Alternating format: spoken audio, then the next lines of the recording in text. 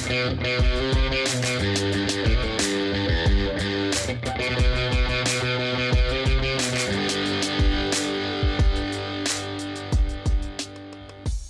is happening? Welcome back to the 182 News Podcast. This is your host, Poppin' Curbs.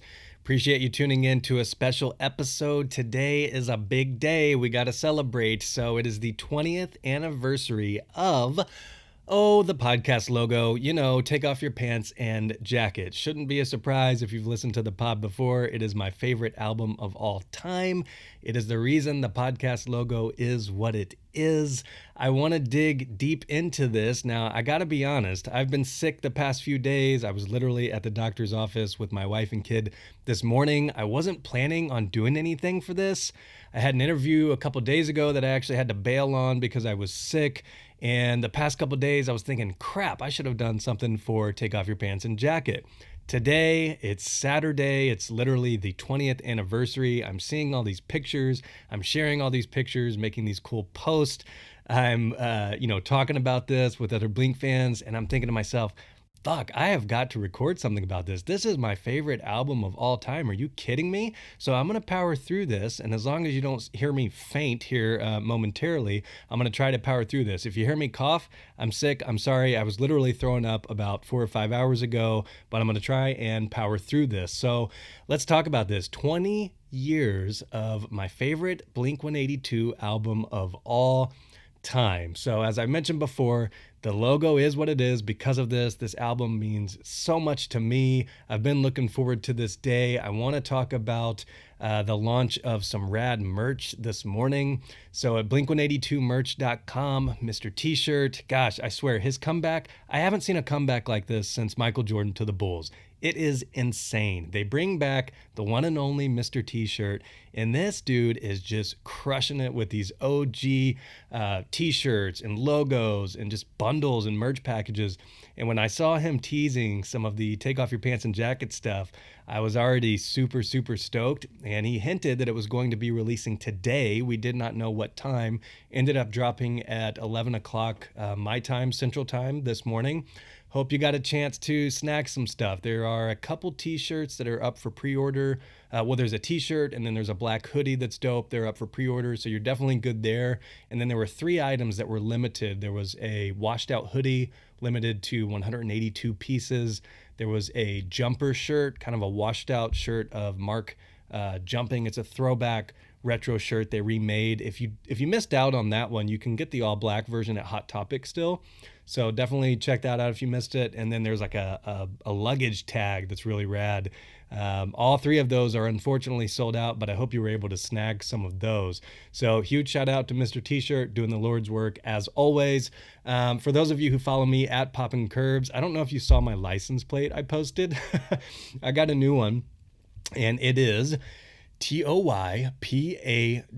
So TOYPAJ. And last year I had the plus 44 license plate last year, and I think 2 people asked me about it. This is like a little game I play. I drive around and I see if anybody asks me or bothers me about my license plate.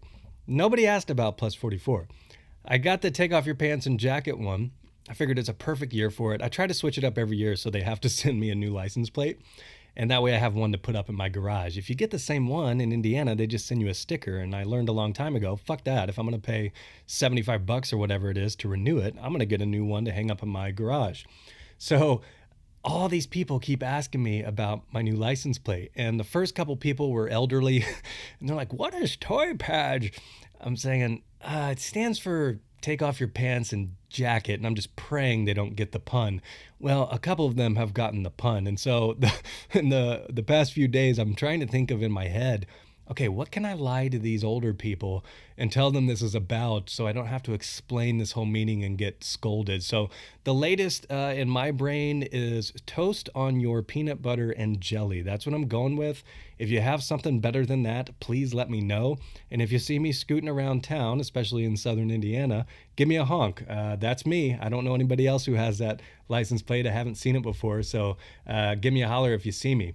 So obviously, today, special day, I want to talk about Take Off Your Pants and Jacket. So I think the reason this album was so important to me and the reason why it stands a test of time is really the time it came out in my life. I think I was a freshman in high school at the time. This came out on June 12th, 2001. So, like a lot of us, obviously we knew Blink. Everybody knew Blink coming off of Enema. So you knew What's My Age Again, All the Small Things, Adam's Song. They kind of rode that wave. All of their dreams came true to their wildest imaginations. They're on top of the world. Every single thing they had worked so hard for was finally coming to fruition. They kind of rode that out with the Mark, Tom, and Travis show. They were literally playing, small clubs a couple years prior. Now they're selling out huge stadiums, just insane, massive worldwide tours, just packed. Everybody knows who they are. And so what's interesting to me is, I was kind of maturing. I was going from like middle school Ryan to, high school Ryan. And everybody had that sound of what Blink was with the super polished pop punk, and everybody was kind of interested to see what they were going to do with this next album. And so when Takeoff gets announced and comes out, I was on board, stoked, couldn't wait for it. We got the rock show first. I mean, that just sounds exactly like a fun punk Blink-182 summer song, so we knew what was going to come.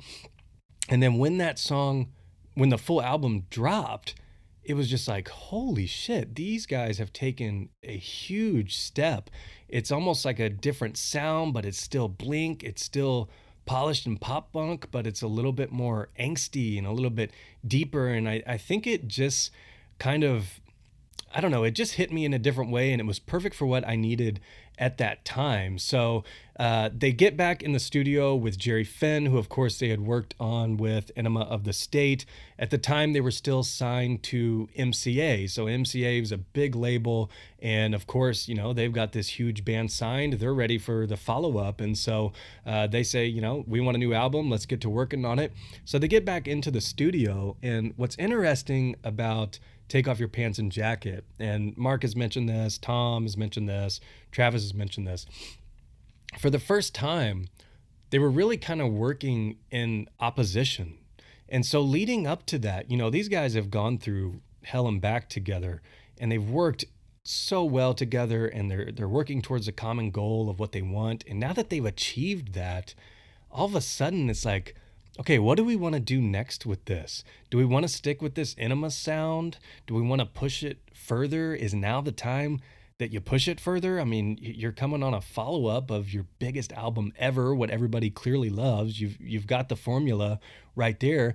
How do you want to approach this? Obviously, the label, they're going to want you to have something that's going to sell, that's going to be popular. So they're going to want something catchy in there, something that sounds like quote unquote Blink-182 at the time.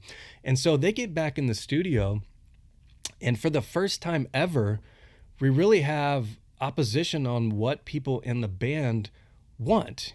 People have said, and Mark and Tom and Travis have said, at the time, Travis was more into hip hop and heavy metal, and he was kind of wanting to come into his own in the band really at that point. If you've read Travis's book, he says that, up until Takeoff, he really wasn't even written in as like owner of Blink-182, the corporation, or getting, full rights or whatever.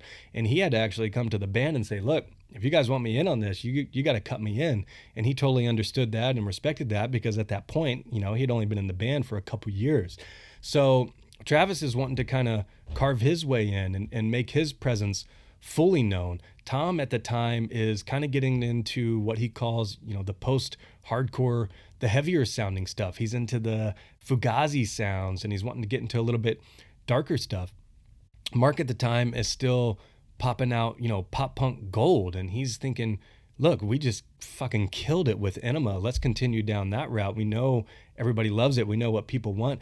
And so for the very first time, we have all three of them kind of tugging their own little way.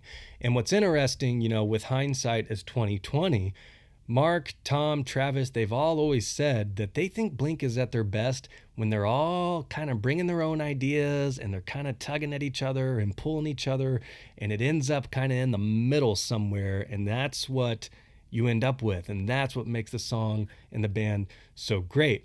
But this Take Off Your Pants and Jacket, this is the first kind of go around on this. So that's a really interesting dynamic to think about when you listen to this. So when MCA comes and says, look, we want a follow up to this Enema of the State, we want a summer pop punk song, by all reports, Tom wasn't particularly pleased with that. And, growing up as punk rock kids, where literally your entire attitude is like, who gives a fuck? I'm going to do whatever I want. It's tough to get to a point of where somebody's saying, we want you to kind of do this. And maybe that's not what you want to do. So that's certainly something to keep in mind when you listen to these songs. But honestly, I think they're better for it. So we get into the writing process, and the story goes, they had about 12 songs written, and they let Rick DeVoe, their manager at the time, listen to these. They were super proud of these songs, stoked. This is art. This is what everybody wants. They've worked so hard on these. They bring in Rick DeVoe. They sit him down to listen to the songs. And right away he says, this isn't it. He says, where is that Blink-182 summer song? I don't hear it. And the story goes, Mark is so pissed. Tom is so pissed. They leave their separate ways. Mark goes home and writes The Rock Show in 10 minutes. Tom goes home and writes First Date in 10 minutes. And lo and behold, those are the first two singles and some of their biggest songs that they still play pretty much every show to this day. So that's a really interesting thing that happened. It's just, I'm just trying to envision being in the studio at that time, and you just pour your heart out into it, and you bring in your manager and he's just like, no, this isn't it. But then to go home and to just bust out The Rock Show in 10 minutes. And this is another one for the folks who try to shit on Blink or newer Blink for, writing a bunch of songs, or, oh, they said they wrote this song in 5 minutes. They need to take their time. No, you don't. Sometimes the best songs come out so quick. And again, it's not that I'm a good songwriter by any means, but all of you who write music and all of you who have written songs and recorded songs, you can probably attest to this. Sometimes a song will just pop in your head, boom, it's done. Some of the songs that I would consider I've written like decent or somebody might listen to, they pop in my head in 10 minutes. It's the ones that sit in my head for a long time, or that you try to just beat a song out of, that honestly, sometimes they don't turn out too well. So, not to get crazy hypothetical, but it's almost like these songs you just pull them out of the atmosphere and just boom, you got them.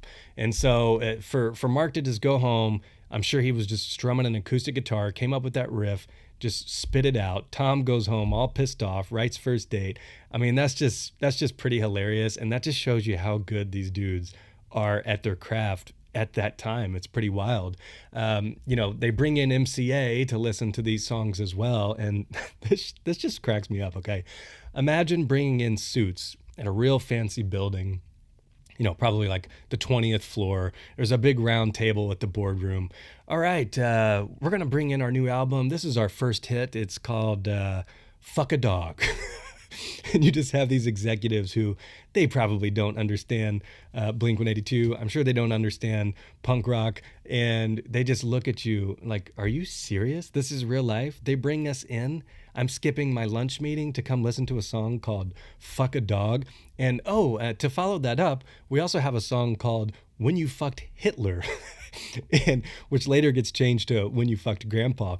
And the story goes, which it isn't particularly surprising, but the executives in MCA just apparently lost their shit and just said, nope, this ain't happening. No fucking chance. Get back to the drawing board. We need that summer hit. Now, of course, obviously those dudes might have been kind of bummed about, I don't know, maybe they felt that their creative control was being pressed on just slightly. This apparently bummed Tom out pretty serious. But I don't know. It's just such an interesting thing. Like, I don't know what MCA would expect. Like, what these dudes wrote before. They're all about the joke songs, having a good time, but it's still just such a funny thing for somebody to come in. Yeah, I want you to listen to my new song. It's called Fuck a Dog. It comes in at 1 minute, 12 seconds. Don't you just love that melody right there? It's just great. But I mean, it is what it is. So, the thing with Take Off Your Pants and Jacket is, to me, the lyrics are a little bit darker. I feel like it's a little bit grittier. And I think, to me, coming off of Enema, they had pop punk just absolutely perfected. That is just an absolutely perfect pop punk album. It's the definition of it. It's literally, if you can pick a pop punk album to show to somebody, that's it. That's the definition of it. And so the thing that's always so interesting to me about Takeoff is, where do you go next? And again, with hindsight is 2020, we know that next Tom was leaning towards that boxcar sound, which is a little grittier, little darker, which ultimately, obviously causes a lot of tension in the band.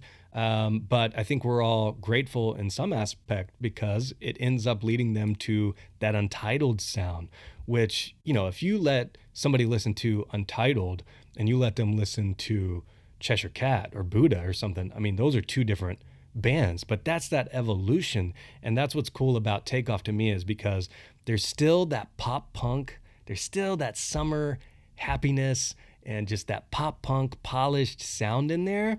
But there's also some grittier guitars. There's also some darker themes. And you can just tell that they're maturing and they're starting to get to that next stage of their career and, their artistic side whenever they're writing these songs. It's just starting to spill out of them just a little bit.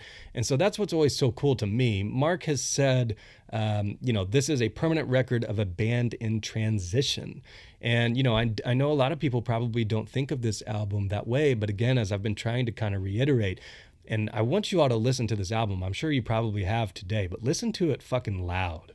And just listen to the stuff that is going on in this album. And it's stuff that you weren't hearing on previous albums. And so just really pay attention to that stuff. I'm going to get into the track by track stuff here shortly. But it's very much a record that is this band in transition. And so totally, with both ears, close your eyes, take a listen to this album today and start thinking, again, we have hindsight to our benefit. Start thinking about, okay, this almost sounds like a boxcar riff, or this almost sounds like it could be heading towards Untitled. It's just a really cool timestamp of where the band was at that time. And I think that's one of the things that's always so cool to look back on when you're talking about these different time periods and where these bands are artistically at that point in time.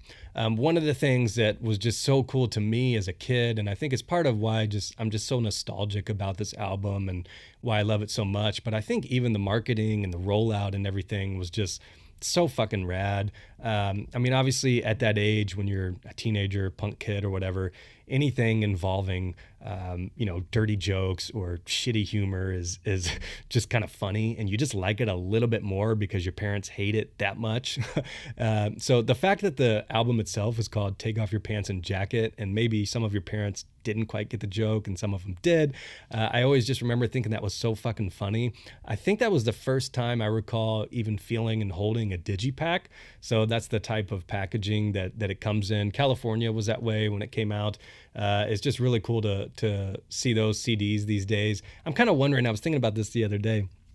It's funny, vinyl has made its comeback. People are starting to get into cassettes.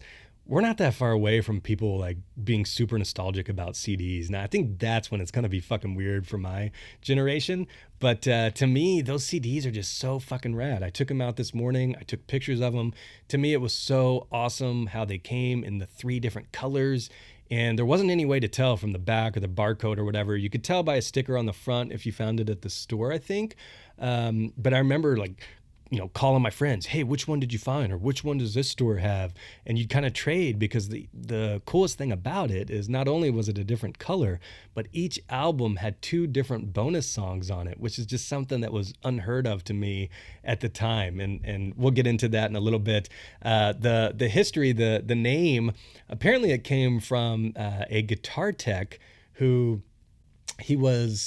the story goes, he was inside of, I think, a snowboarding lodge or store, and a kid came in all dirty, and his mom said, take off your pants and jacket. And I think, being a punk little kid, he just kind of heard that a different way. He heard the dirty side of that and was like, oh, that's pretty fucking funny. Apparently brought it to the band. They thought that was a good call, and, the rest is history. Apparently one of the alternate titles that went around at the time was If You See K. So IFUYOUCSEEK, like a person. Oh, if you see K. Of course, little pun there, little alternate meaning, FUCK for fuck. The three different logos on there stand for different aspects of the title. The plane stands for takeoff, the pants for pants, jacket for the jacket. To me, I just feel like it's such a rad fucking album. It's honestly, it's my favorite album of all time, and nothing else is even really close. And I still think it's cool. I think I've told the story on the pod about getting that signed, and I still think a fun little fact. It's really cool when you see signed copies of the CD because of the digipack. The white was black, and the front was black, and the back was white. That's a tongue twister. And if you see signed copies of it from back in the day, they did some store signings throughout the promotion of this.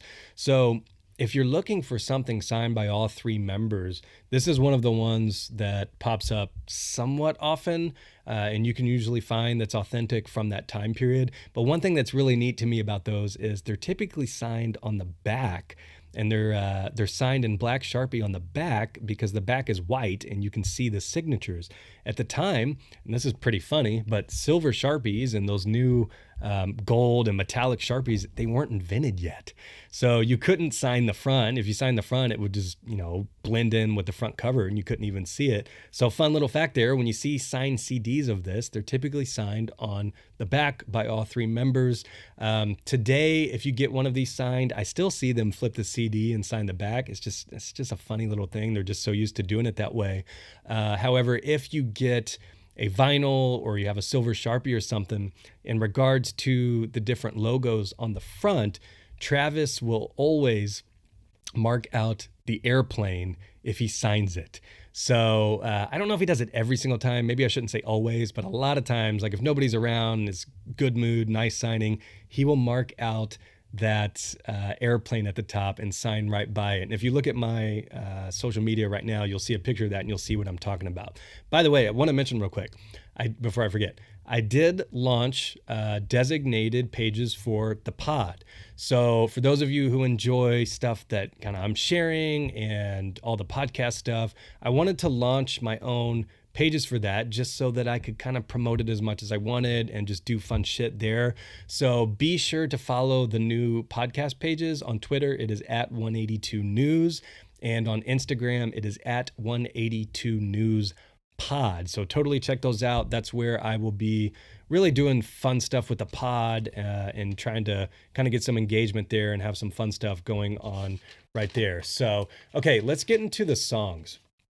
So Takeoff, as we've been talking about, everybody was stoked to see where they were going to go with this next album. We weren't sure what was going to happen. We weren't sure what the sound was going to be like, but we knew Blink was on top of the world. We knew they made some catchy fucking summer tunes, and we wanted to see what was going to happen. Now, to me, when I turn on this album for the first time and I hear Anthem 2, just down, down, down, down, down, down, down, down, down, down, down, down, down, down, down, down. I mean, to me, to this day, let's fucking go. I mean, I lose my shit to this song. Absolute banger. I was so stoked to see them bring this back on the set list a couple years ago. I saw this at a sound check. I think I mentioned it on the previous podcast or one of the previous podcasts that they played this at a sound check I went to a couple years ago. I was not expecting this. And myself and my Blink friend in real life from a previous episode, Matt, I mean, it's no secret, Takeoff is our favorite album of all time. And we were just fucking going nuts. And sound checks are usually pretty chill, and we were just jumping up and down, losing it. So Anthem Part 2, to me, I mean, as soon as that kicks in, it just kicks off this entire era. It kicks off all my memories from this entire era. It's everything I want out of Blink-182. Mark even said to this day that this opener, this song gives him chills.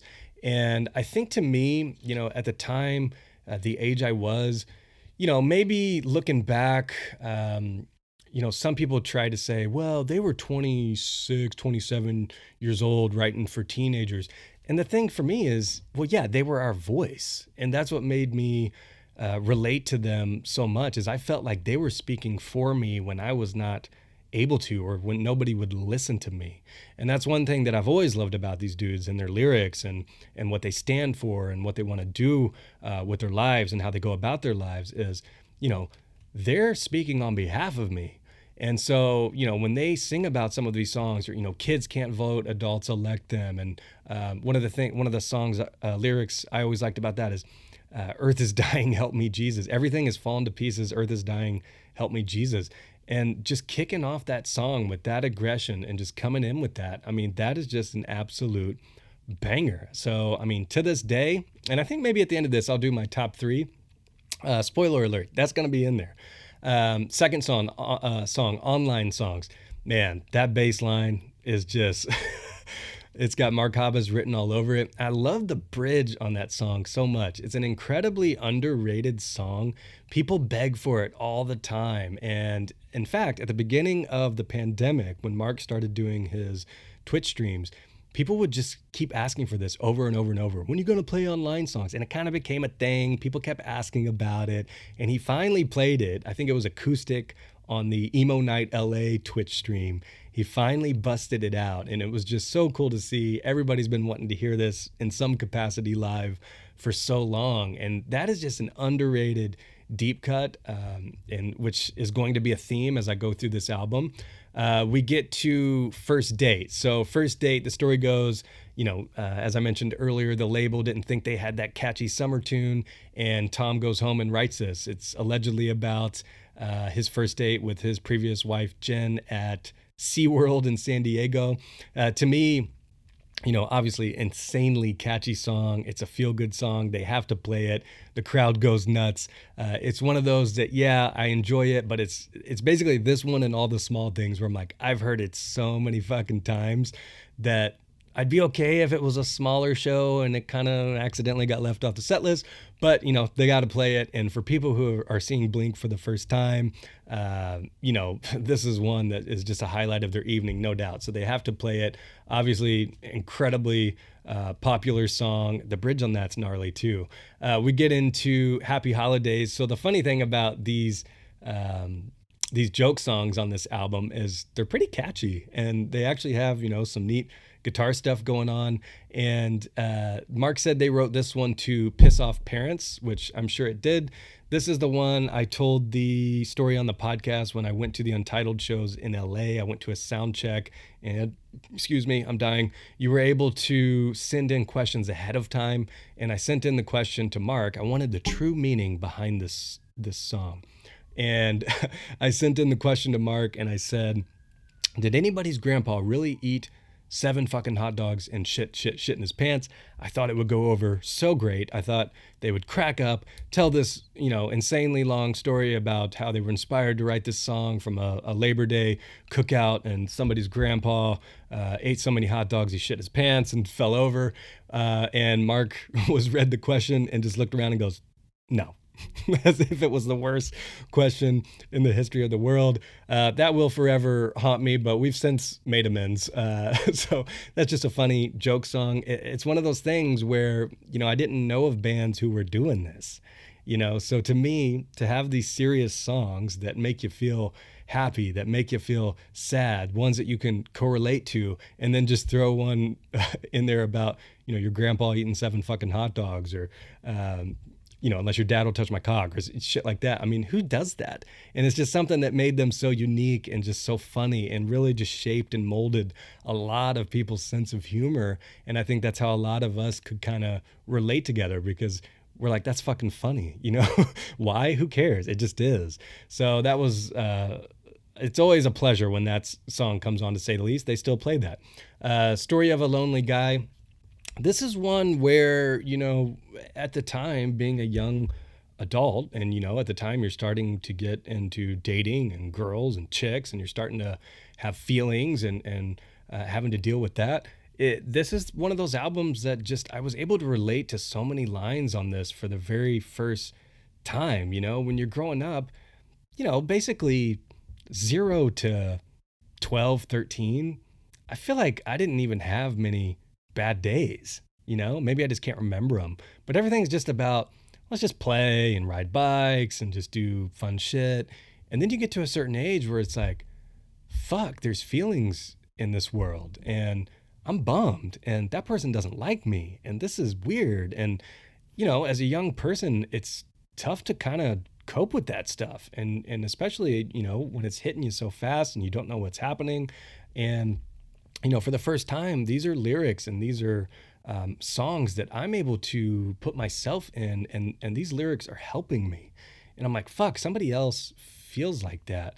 And again, going back to kind of the thing I was talking about earlier, where, they're speaking for me. And I think that's one of the things that's just so amazing about music in general, and what is so powerful about music is a lot of music is about pain and experiences and love and losing.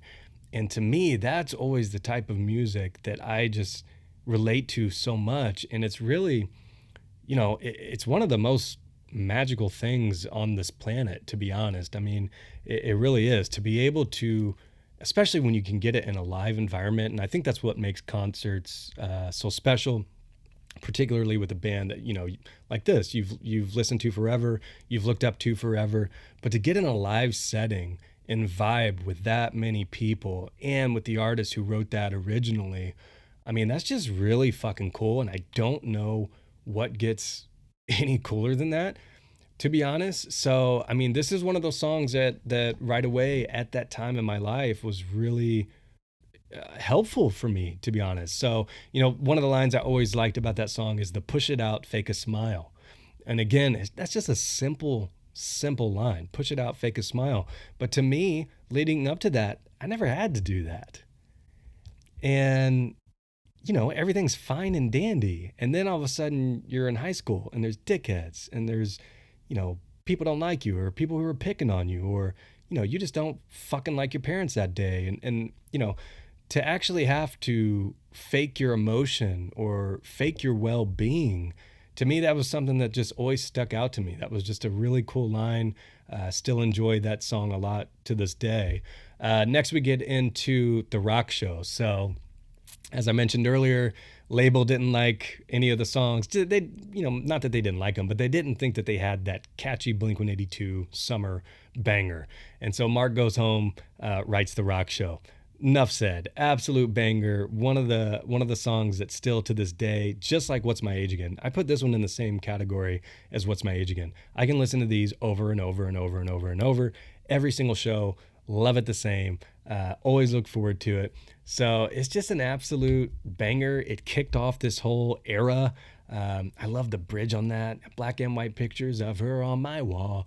So just such a great song that, people will be listening to forever and ever and ever.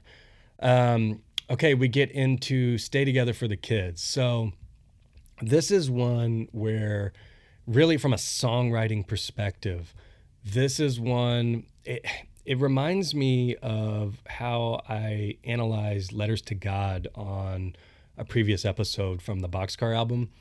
It totally changed what I thought was possible with songwriting at that time. And I don't know really why, but I think at the time, just that slowness and that sadness, and then just fucking kicking into that pure angst and letting that emotion out, that's just something that, I wasn't getting from whatever garbage I was hearing on the radio in my mom's minivan. It just really totally opened my eyes to, holy shit, this is taking you on a ride. And it's just such an incredible, audio ride to go on. I don't know how else to put it. But this song, I mean, so many people can relate to this song. So many people have played this over and over. I can't imagine how many people have just felt hopeless listening to this song.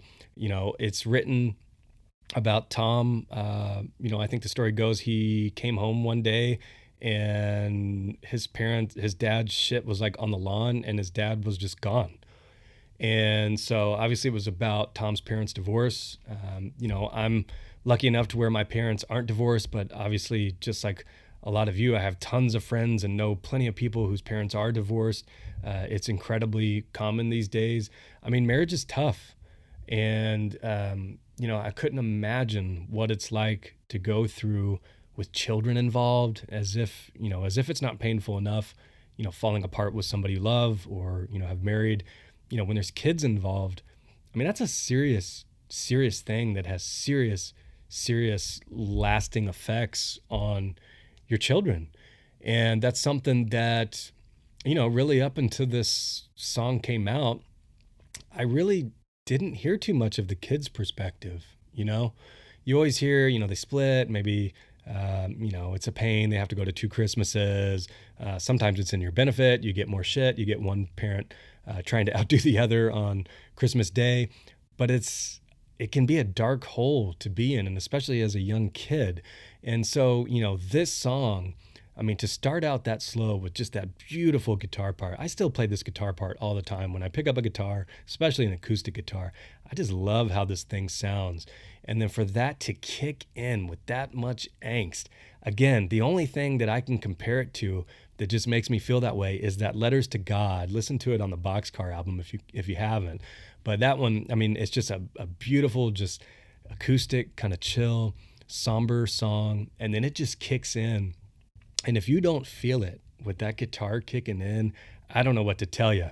I mean, it just kicks in and just the floodgates open and you can just feel the angst coming out. And when you're in a pit and they play this song, I mean, you just lose it. And to me, this is one of those songs that when that part kicks in, and there's a couple more that are like this. Adam's song is like this to me live.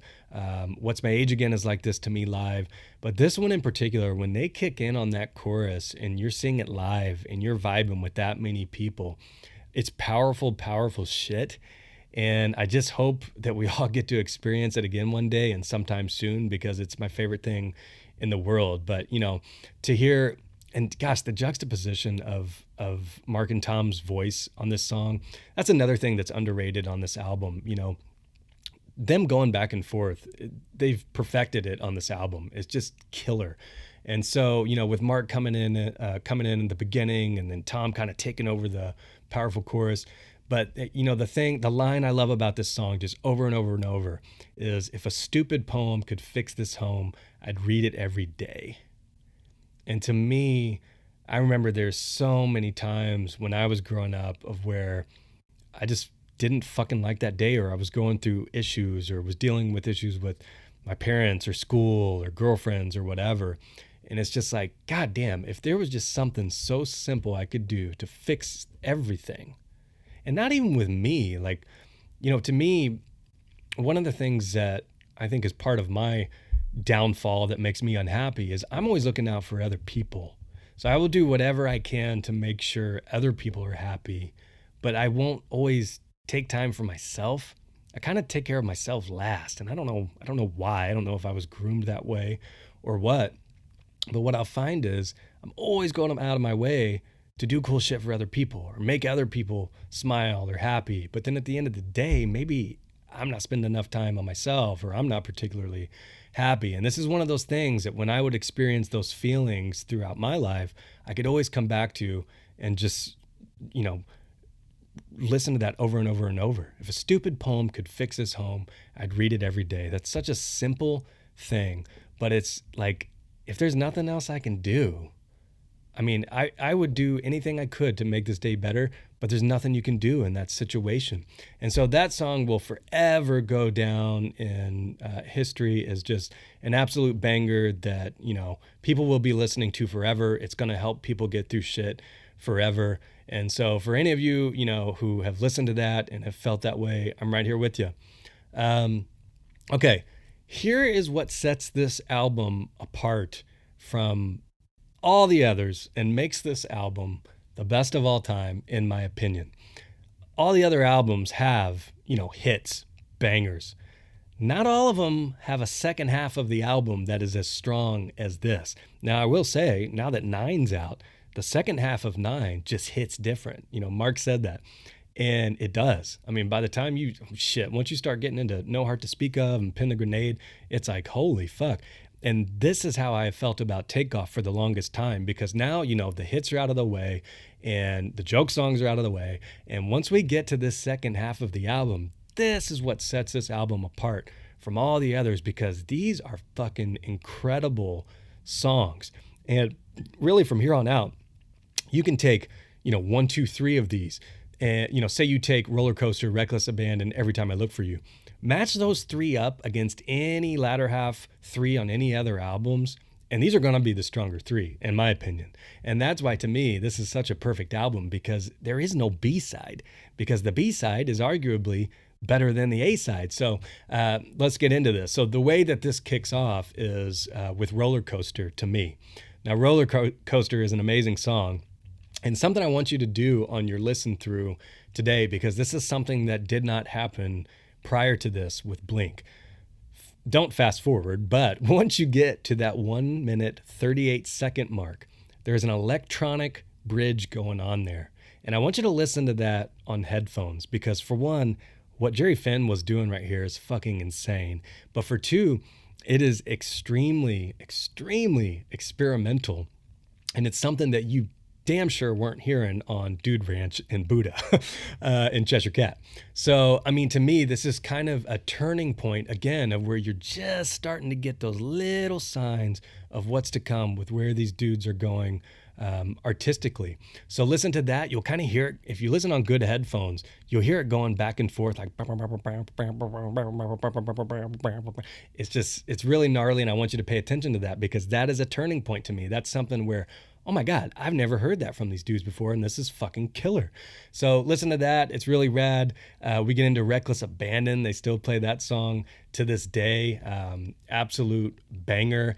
To me, here is one that is just, it's probably in my top 10 of all time. That is Every Time I Look for You.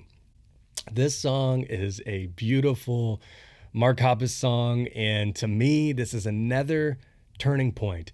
Go to the bridge. It's about that 1 minute 45-ish part. And when it's kind of like a fast strummed acoustic. And when it pauses for a second and then it just fucking kicks in so hard, that right there, ladies and gentlemen, is exactly what you're about to get, the next year with Boxcar Racer. I mean, listen to that bridge right there. And I mean, that is that powerful, angsty, gritty guitar coming in, packing a punch that is just so gnarly, so fucking rad. And I just love that part. And again, with hindsight as 2020, that's just another little sign of where particularly Tom was going, with Boxcar, and where they all were going to end up with Untitled, just really gnarly. We get into Give Me One Good Reason. Banger, another one. I mean, again, give me any of these latter half songs up against latter half songs on previous albums, and it's just an incredible run of 2-3 songs in a row that really don't get much love and totally should. But I like on Give Me One Good Reason, I always like the ones where he said, I like the ones who say they listen to the punk rock. I like the kids who fight against how they were brought up. Again, at the time, being a little punk kid, starting to come into my own, that was just something that I related to, and I suspect a lot of you did as well.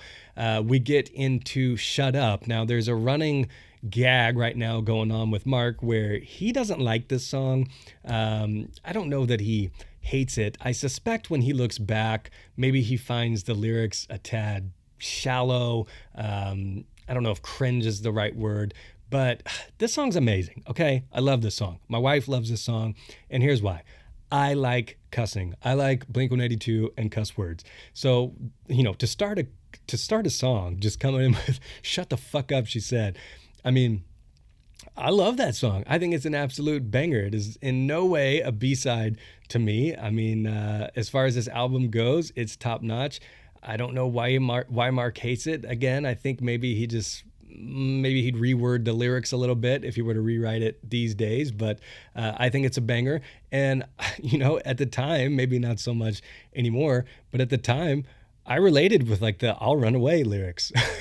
And I remember, you guys probably do as well, but it's like, you get to the point as a kid where you just fucking run away. Like, I think I ran away probably 3 or 4 times. And, as a parent now in hindsight, that's scary as fuck, especially this is prior to cell phones and, when you have your kid hooked up to a tracking device everywhere they go. There were several times where I just could not take whatever situation I was in, or I was so hurt, and I would just fucking run away. And you'd just go to a park, and you just wanted your parents to be worried, and you just wanted to be a little shithead and run out. And so at the time, I could totally relate to that. And so this song still has a little sweet spot in my heart. We have, and then we end with Please Take Me Home. So this is a great closer. The thing I like the most about this song is there's a line in there that does not get enough love, but it's right up there with shit that people, I think, should be getting tattooed. But the "Be strong when things fall apart" lyric. I love that. Be strong when things fall apart. Be strong when things fall apart. So that right there, that line is just everything I need. Be strong when things fall apart. I still go back to that line occasionally if I'm in a weird spot. I'm like, you know what? It's right up there with "Tomorrow Holds Such Better Days." Like, you got this. It's all good. Now, what sets Takeoff apart as far as coolness, as far as the 3 different colored releases with the digipacks, is the bonus songs. So each CD you got had 2 different bonus tracks. The green had "Don't Tell Me That It's Over" and "When You Fucked Grandpa," which was originally "When You Fucked Hitler." That was one of the ones they showed MCA, and they said, growing up, I didn't have the green one. So those 2 I didn't listen to as much until later on.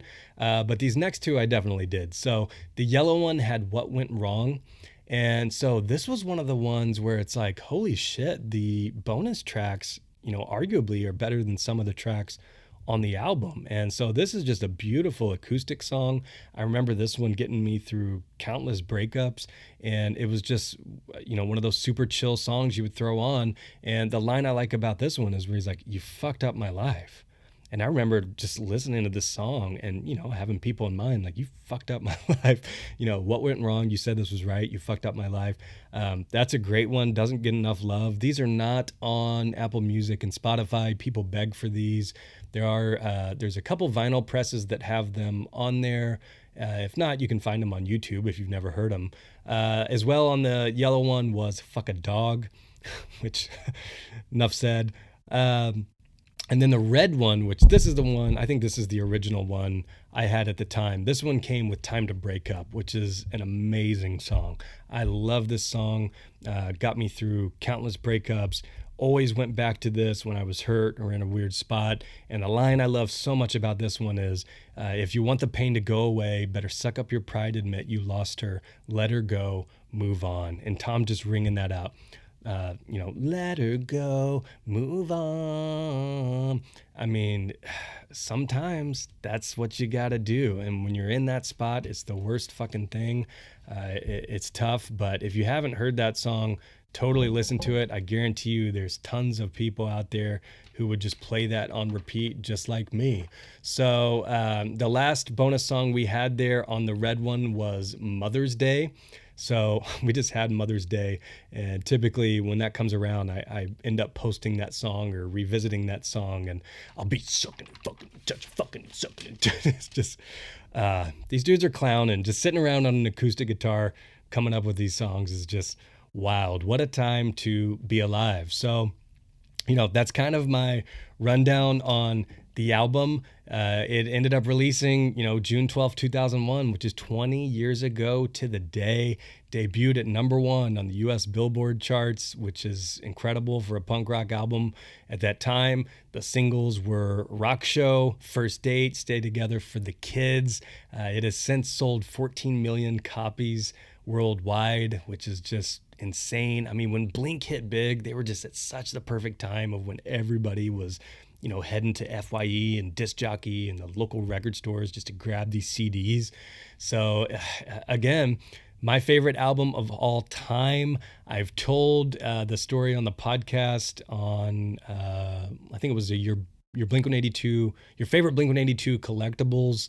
My #1 favorite item of all items in my collection, of my Blink-182 stash, everything I have of, all the autographs and short bus and all that stuff. My favorite collectible I have and I own to this day, if my house is on fire, what I am going to go grab is my "Take Off Your Pants and Jacket" signed vinyl. It is signed by all 3 members. It was insanely hard to pull off. Full band signed vinyl is just insanely rare, as if, full band signed CDs are rare. Full band signed anything are insanely rare, but vinyl is just ridiculously rare. I think I've seen 3 full band signed Take Off Your Pants and Jacket vinyl in my 9+ years, almost a decade of documenting every Blink-182 autograph I've ever seen. So it's really rad, really rare. It took me a long time to pull off. I had to get Travis and Mark, and then I had to somehow get Tom to sign it. And so ended up pulling it off. It's an incredible piece. If you check the podcast Instagram page, that was my first post this morning. Had to show that off. Couldn't miss an opportunity there to show that off. Again, it's at 182 News Pod. 182 News was taken, goddammit, even though I couldn't find the account. But that's okay. So the Twitter is at 182 News. The Instagram is 182 News Pod. And I'm going to end this episode with my top 3 songs from Take Off Your Pants and Jacket. At number 3, I'm going to go with Every Time I Look For You. Just an absolute banger.